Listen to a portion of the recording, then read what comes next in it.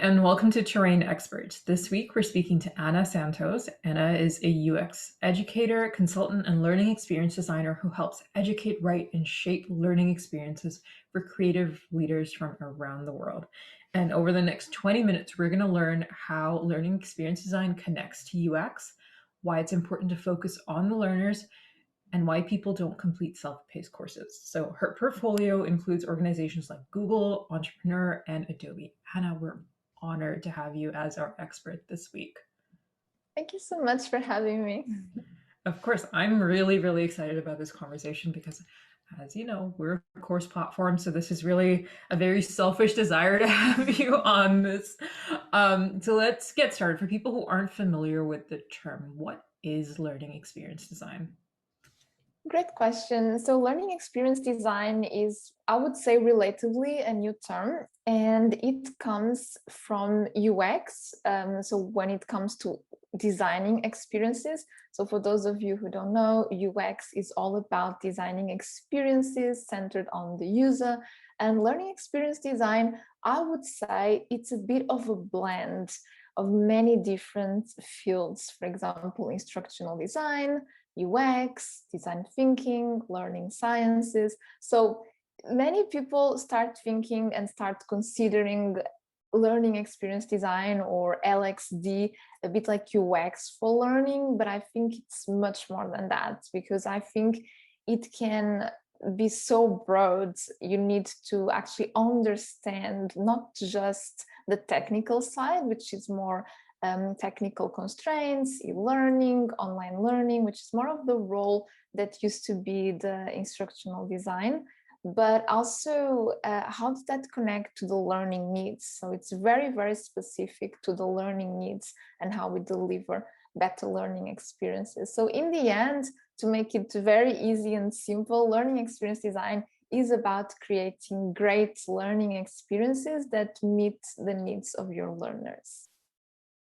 Okay, I love that. So if I'm understanding correctly, does that include the actual content in the courses, or is it very specific to the way it's delivered? Yeah, it includes everything. So Okay. basically, it's the whole from research. So exactly like designing, let's say, a website, for example, we start from the very beginning, the research phase, following a bit the design thinking phases, if you want to think about it. Actually, there's some great resources about design thinking for learning that I recommend. I can drop a few as well. I have on my website. But basically, it's about the whole process. So it's not just about one part of the process, for example, how to structure the content, but also how to do research so you can understand better the learning needs, the gaps, and also how to deliver that content in the way that meets the learning needs, but also, like you said, how can we deliver that content? What is the format? Is it an app? Is it a course? Is it a workshop? So yeah, that's pretty much what learning experience is about. I love it. And I know the answer to this next question is probably a lot bigger than we can cover in the next 20 minutes. But if you had to walk us very broadly through the different phases of learning experience design, what would they be? So, like you mentioned, starting off with the research. So, what happens? So, you do the research, and then what's the middle phase? And then where do you end up? What's the end product? That's a great question. So I'm going to talk a little bit about my approach, because the same as user experience, UX, I don't believe there's a single process. So there are some frameworks and, of course, design thinking. If we think about the design thinking process, it's pretty much the same. We can apply design thinking to everything in life, right? So we can use definitely that mindset. However, every approach is different. What we need to remember is that it's most likely a cycle because it's iterative. So for example, I would say if we think about a typical process starting from scratch, we would start with research. I call learner research because it's research, it's UX research, but it's focused on the learner. So it's very specific. So it has some specificities about that. And then after the research, well, we of course need to analyze that research and synthesize that research. And we can use some methods like we use in design, like personas. We can use empathy maps, depending again on the project, on the team, and what helps move the project forward. And then we have the design stage. But even before we go to the design stage, we think about the cycle. Sometimes we need to go back to research before we move forward, or sometimes we are in the design stage and we need to go back to research, especially if we are, for example, imagine an existing course, if we are redesigning an existing course, restructuring an existing course. So we actually, it's a bit like it's exactly like the same principle like design thinking. So yeah, after that, after the design phase can be the first, either the first version of your course, or if you already have an existing course, it can be redesigning a specific feature, a specific unit, a specific module. And then after that, you would be testing, always testing. So testing is very important, and also measuring. So you need to know the metrics, right? What is success for you? What is success for your course? So I think nowadays we might be too focused on the courses we sell and not as much on what actually people are learning from it. So all of these things we need to consider, so then we can go back again, and that's, you know, kind of a iterative ongoing cycle.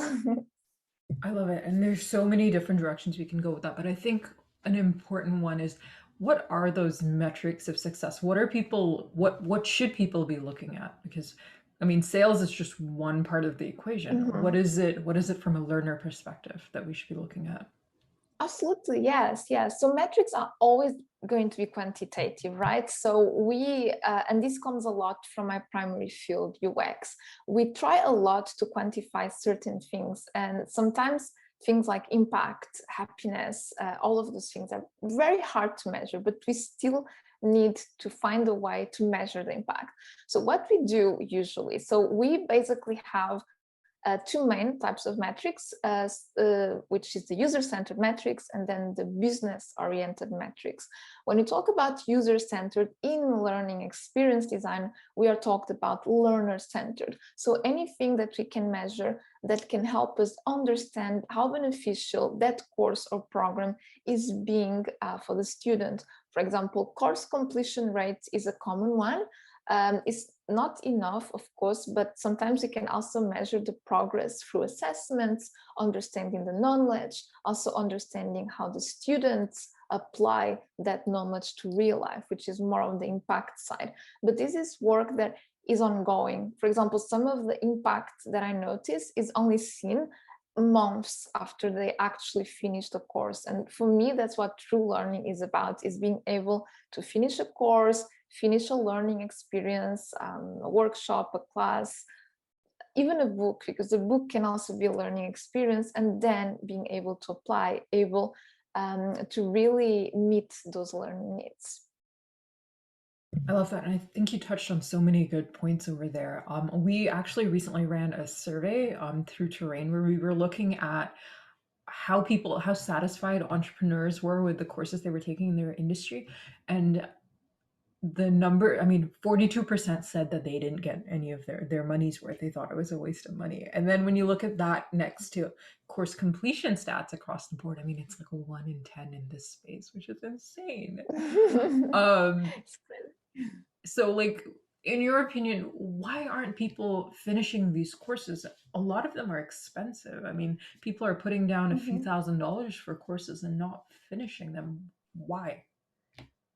It's crazy. I think Yeah. there are many factors.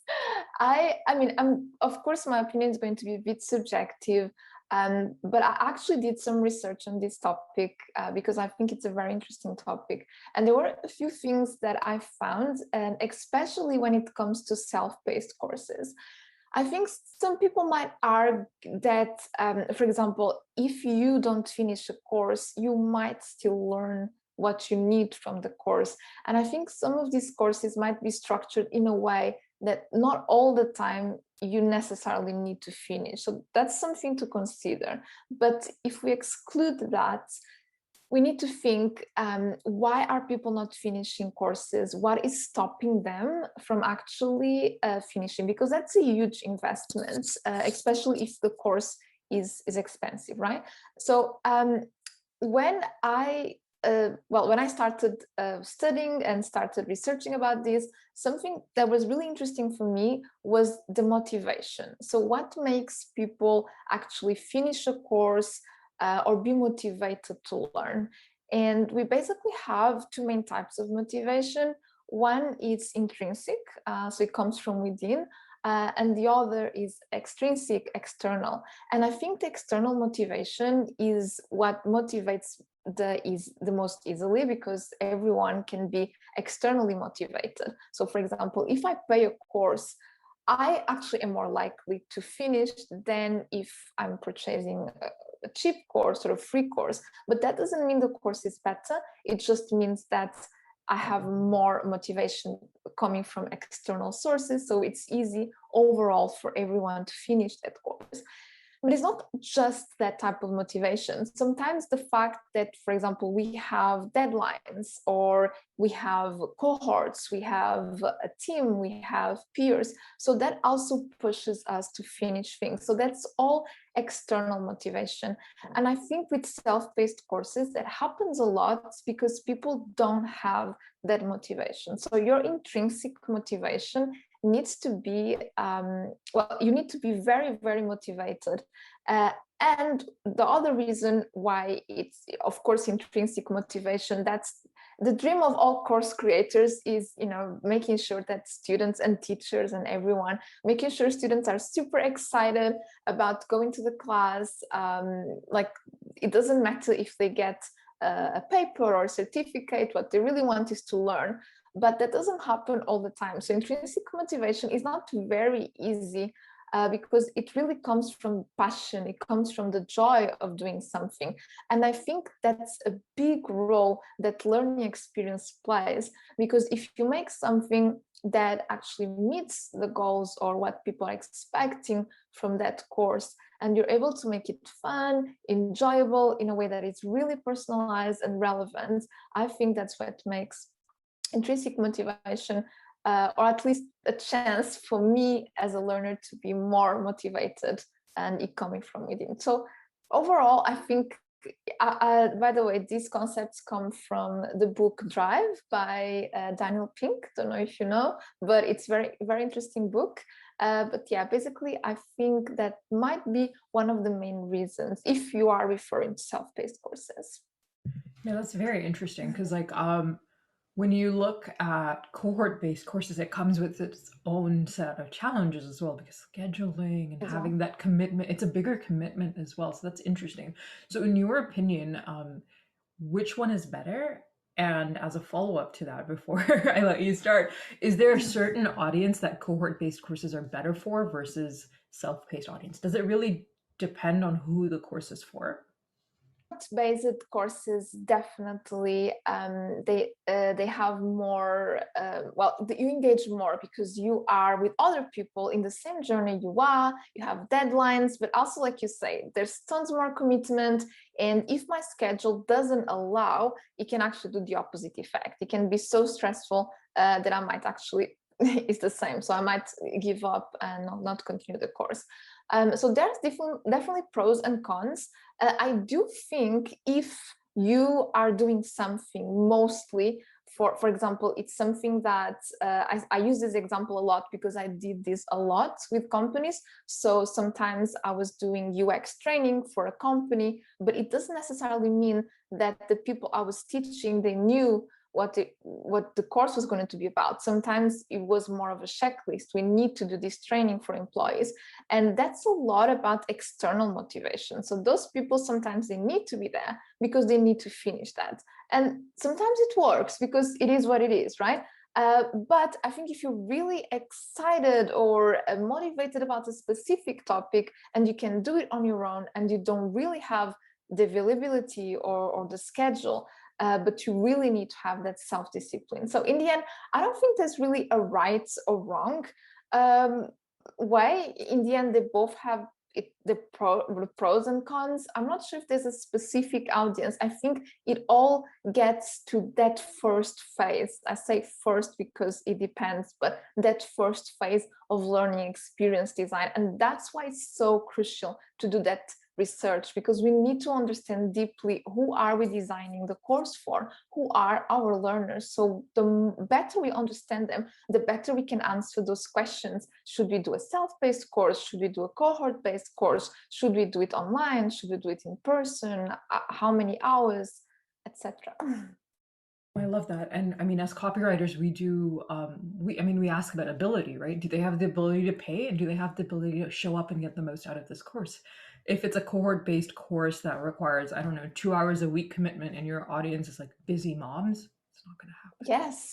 It's just not going to happen. Similarly for entrepreneurs, if there's like a 3-hour commitment a week that requires you to be on Zoom, I know that I have never finished a cohort-based course simply because it'll never, my schedule is crazy. But it really, you're right, it absolutely depends on who your audience is and what works for them. And we see so many course creators who start off with a cohort-based course because you can charge more for them because there's a live component to it. And then they take those recordings and turn it into an evergreen course or a self-paced course. Yeah. And then they see the drop off. It's because it just, I mean, those are the decisions that need to be made with the learner in mind, not just your business bottom line. So that's really, really interesting. Exactly. So my next question for you is, what can course creators be doing better? So obviously a part of it is creating good content, but from, say, a learning experience design point of view, what do you think people are missing in this industry? What can they be doing better?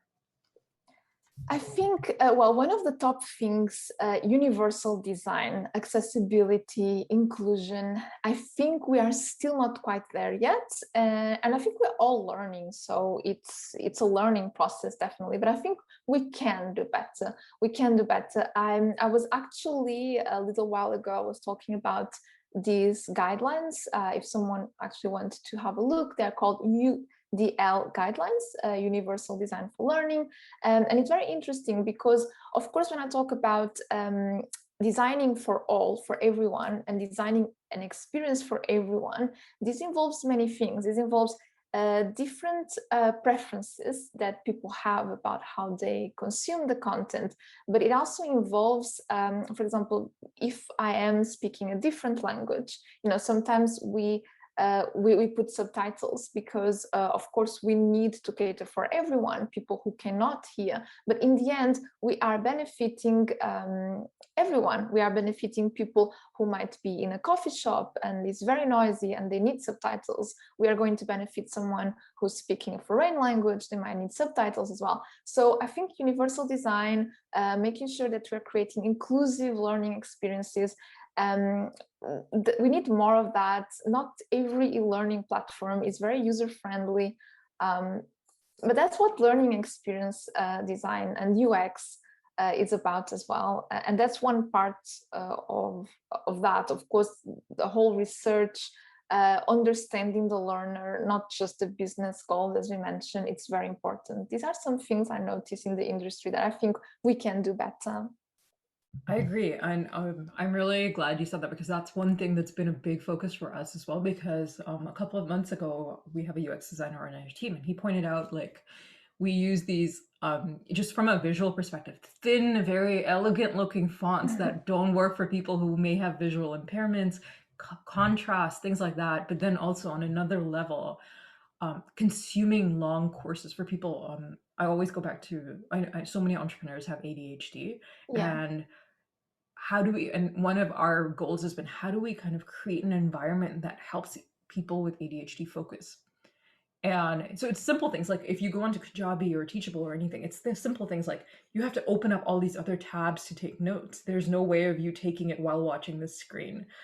So it's those little things that I feel like really make a difference, or being prompted to create action items that then sync with your your Asana or your Trello. And those are the things I think that really make a difference in the long run. So I was really excited that you said that. Exactly. So how much of the onus for a good course experience falls on creators, like the people actually creating these courses, versus platforms like Terrain or Teachable or Kajabi or any of these platforms?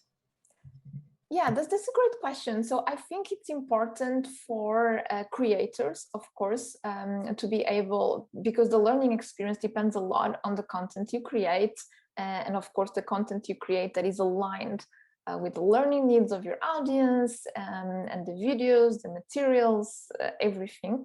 But at the same time, especially if creators are depending on these platforms to put their courses out there, to put their materials out there, then these platforms are going to make it much easier for us to create, like we mentioned, inclusive, accessible experience, especially for someone who is not very tech savvy. And I noticed this a lot because, for example, especially here in Portugal, we had always a bit of a traditional approach to education. So this was all very new when the pandemic hit, and many teachers had to adapt to new technologies and new learning platforms. And this can be very overwhelming for someone who is not used to it. So I do think that these platforms can make such a huge difference by making things easier for everyone, even those who don't have experience, making it user-friendly, and also provide those options. So it's easy to add subtitles, it's easy, like you say, to add notes, add other features out there. So I definitely think there's so many things that the platforms can do, but creators also need to make an effort in really understanding the audience, and really it takes some care, like some passion about what you do. It's not just about making passive income, for example. It's not just about you're selling a course, but you're not making an impact, you're not making a difference. So it does take some passion for making an impact and really helping people to achieve something. I absolutely love that because I think that gets to the core of a big problem in this industry. It's people look at creating a course as the next step in their business. I'm like, I don't want to work with clients anymore, so I'm going to create a course. That's Mm. not it's not. And I think part of it is the prevalence of these course platforms because they push the message that anybody can create a course. Maybe anyone can create a course, but should they create a course? It Mm. comes down to it. Do you think everybody should create a course? That's a great question. I really love what you said. That's something I'm always so careful about my messaging as well. I don't want to say to anyone, you should create a course because it's going to be the next step in your business, because it's going to earn you passive income, because I don't think that should be really the goal.